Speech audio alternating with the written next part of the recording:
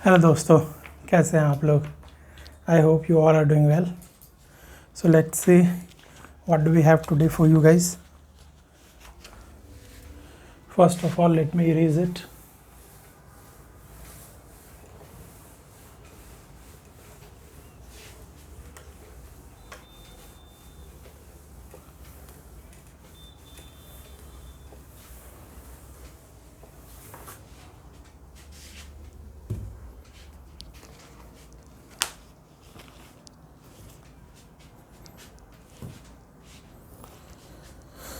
So, few things that we need to know for today's session. I've already mentioned in one of my videos कि Bretton Woods institution में आपको एक world bank होगा. World bank में बहुत सारे इसके कंपोनेंट ऑर्गेनाइजेशंस है, कॉन्स्टिट्यूएंट ऑर्गेनाइजेशन है, जिसमें एक IBRD भी है. At least one of them you should keep in mind. एक IMF है, ठीक है, Bretton Woods constitution. World economic forum ये नहीं है. आपको ये याद रखना चाहिए कि ये NGO है, ठीक है. World economic forum is an NGO, non governmental organisation. World bank आपको IBRD, IMF, ठीक है. These two are the Bretton Woods conference institution that was formalize, that was form during this conference in 1944. और WTO की बात करें, world trade organisation, जिसके regarding हम लोग काफ़ी कुछ पढ़ते हैं, जैसे कि MFN, मोस्ट फेवर्ड नेशन वाली क्लॉज पढ़ते हैं. तो ये 1995 में बना था. ये इसका कोई लेना देना नहीं है ब्रेटन वुड्स कॉन्फ्रेंस से. इस दोनों का लेना देना है, तो थोड़ा सा ध्यान रखिएगा, ठीक है. वर्ल्ड ट्रेड ऑर्गेनाइजेशन नहीं है, वर्ल्ड इकोनॉमिक फोरम नहीं है. सो आई नो आज का वीडियो में भी थोड़ा सा आपको, चलिए अब थोड़ा सा let's move to the history part. Eka movement, very random. Today I keep the video very random, इधर उधर का टॉपिक, ठीक है. Eka movement for the revision purpose only, you know that कि वो भी ज़रूरी है, ये भी ज़रूरी है. आज कोई मैं एक पर्टिकुलर टॉपिक को पकड़ के एक्सप्लेन नहीं करना चाह रहा हूँ. आज मैं यही कर रहा हूँ, ठीक है. एका मूवमेंट में देखते हैं लोग. चलिए, एका मूवमेंट, एक का मतलब आप लोग क्या समझते हैं? यूनिटी. तो ये यूनिटी मूवमेंट भी कहलाता है, ठीक है. एका मूवमेंट यूनिटी मूवमेंट भी कहलाता है. किस टाइम हुआ था ये आपको? जब नॉन कॉपरेशन मूवमेंट हो रहा था 1920s के दशक में, मतलब 1921, 1921, 1922. तो उस समय के टाइम में एका मूवमेंट हो रहा था. किधर हो रहा था? तो it was organised in Awadh region of UP के अवध रीजन में, ठीक है. So Eka movement peasantry movement है, पेजेंट अपराइजिंग सही है. ये तो मतलब पढ़े होंगे, नाम से ही पता चल जाएगा. एका मूवमेंट पेजेंट अपराइजिंग है अवध रीजन ऑफ यूपी में. किसके द्वारा? मदारी पासी के द्वारा. किन के द्वारा? मदारी पासी के द्वारा. तो ये हम लोगों को याद रहता है, अवध रीजन, मदारी पासी, पेजेंट अपराइजिंग, एक ही बात हो गया. एका मूवमेंट और टाइमलाइन इसका NCM के टाइम में है. तो इसमें एक चीज़ ध्यान रखिएगा, one thing that you keep in our mind. एक चीज़ में ध्यान रखना है हम लोगों को कि ये जो एका मूवमेंट था, इस एका मूवमेंट को इसके इनिशियल फेज में, एका मूवमेंट के इनिशियल फेज में कांग्रेस ने इसको सपोर्ट किया, इस मूवमेंट को सपोर्ट किया. लेकिन बाद में ये मूवमेंट आपको वायलेंट हो गया. लेटर आपको ये मूवमेंट वायलेंट हो गया, टर्न्ड वायलेंट. तो फिर अब तो फिर सपोर्ट नहीं मिलेगा. महात्मा गांधी भी थे इंडियन नेशनल कांग्रेस में उस समय. तो बाद में फिर कांग्रेस ने सपोर्ट नहीं दिया, मना कर दिया सपोर्ट देने से, ठीक है. चूँकि मूवमेंट वायलेंट हो गया था. किसके अगेंस्ट था? तो पेजेंट कर रहे तो लैंडलॉर्ड के अगेंस्ट होगा, कॉलोनियल एडमिनिस्ट्रेशन के अगेंस्ट होगा, ठीक है. तो जब सपोर्ट मिला फिर बाद में सपोर्ट नहीं मिला, तो इवेंचुअली ये फिर आपको नॉन कॉपरेशन मूवमेंट के साथ मर्ज नहीं किया है। ये आपको एक गलत स्टेटमेंट बना के दिया जाएगा कि सेम टाइमलाइन है, तो हम लोगों का माइंड सेट हो जाता है अच्छा नॉन कॉपरेशन मूवमेंट के टाइम में हुआ तो हो सकता है कि वो पेजेंट अपराइजिंग एक मूवमेंट नॉन कॉपरेशन मूवमेंट के साथ मर्ज कर गया हो, लेकिन मर्ज नहीं किया था चूँकि ये मूवमेंट वायलेंट टर्न हो गया था, तो फिर ये नॉन कॉपरेशन मूवमेंट के साथ मर्ज नहीं किया। ठीक है, नॉन कॉपरेशन मूवमेंट के साथ एक मूवमेंट मर्ज नहीं किया, इस बात को काफ़ी अच्छे से ध्यान रखिएगा चूँकि ये वायलेंट टर्न हो गया था,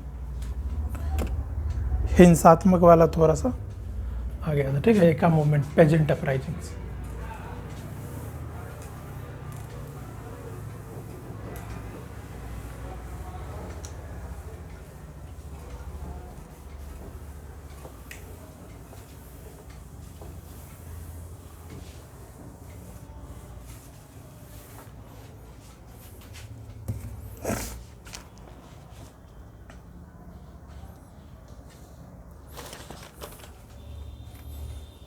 और आइए एक हम लोग देखते हैं वाइबिलिटी गैप फंडिंग के बारे में।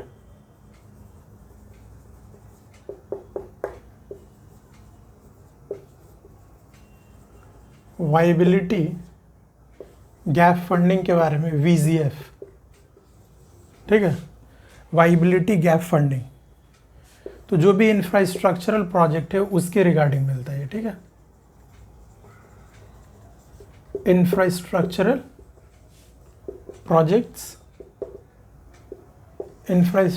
projects which is economically justified, जो कि इकोनॉमिकली जस्टिफाइड है कि हाँ इसमें खर्च करना चाहिए चूँकि इंफ्रास्ट्रक्चर है, पब्लिक गुड्स क्रिएट होगा, लोगों को फ़ायदा पहुँचेंगे, उनका वेलफेयर होगा, तो it is economically justified but financially viable नहीं है कि क्या इतना पैसा लगाना चाहिए, क्या प्रॉफिट मिलेगा, रिटर्न ऑन इन्वेस्टमेंट सही है कि नहीं है, तो फाइनेंशियली वाइबल नहीं है। ठीक है, तो इस तरीके के इंफ्रास्ट्रक्चर प्रोजेक्ट्स में VGF का कॉन्सेप्ट, किस चीज़ का कॉन्सेप्ट है? VGF, वाइबिलिटी गैप फंडिंग का कॉन्सेप्ट। ओके गाइस, तो ये वाइबिलिटी गैप फंडिंग को हम लोग इंफ्रास्ट्रक्चरल प्रोजेक्ट से इसको रिलेट कर सकते हैं। ठीक है,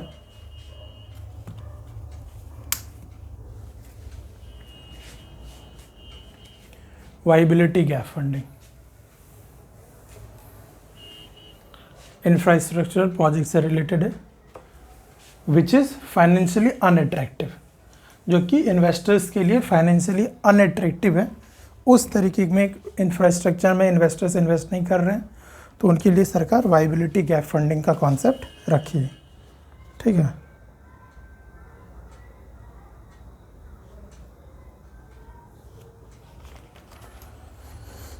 एक चीज़ अगर याद रख पाओ तो रख पाओ, नहीं रख पाओ तो कोई बात नहीं। Vellore movement, Vellore mutiny, Vellore mutiny, Ahom revolt, Ahom revolt,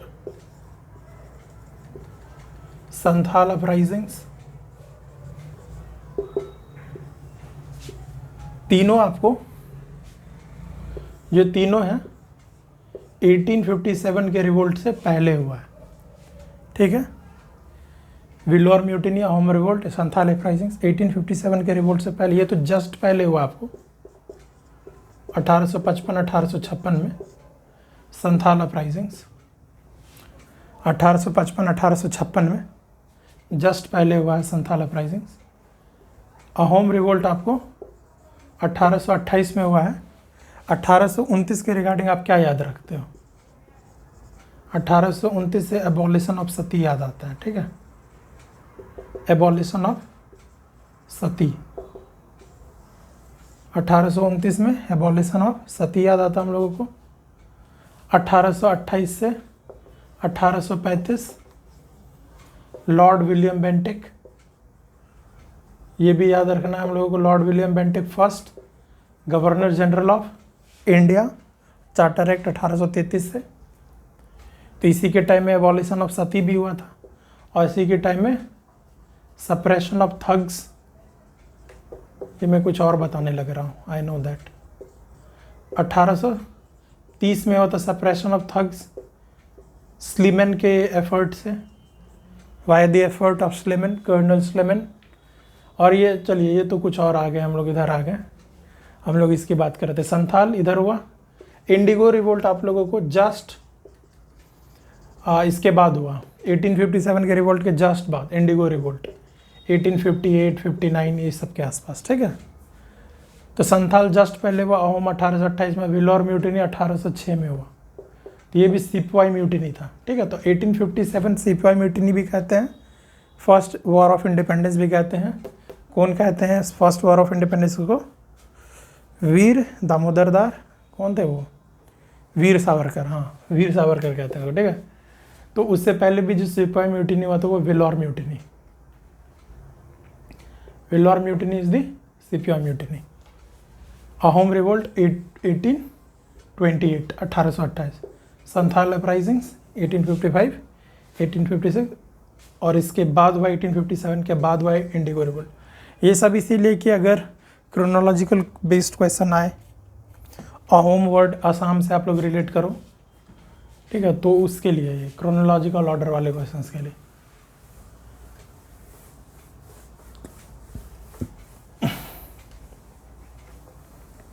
Lord Canning थे ना 1857 के टाइम में, लॉर्ड कैनिंग थे 1857 के टाइम में। तो लॉर्ड कैनिंग के टाइम में कुछ अच्छा हुआ। तो 1856 में याद है ना आप लोगों को, window remarriage act, window remarriage act Lord Canning के ही टाइम में हुआ, जिनके टाइम में रिवोल्ट ऑफ 1857 हुआ था। 1856 में window remarriage act, Lord Canning.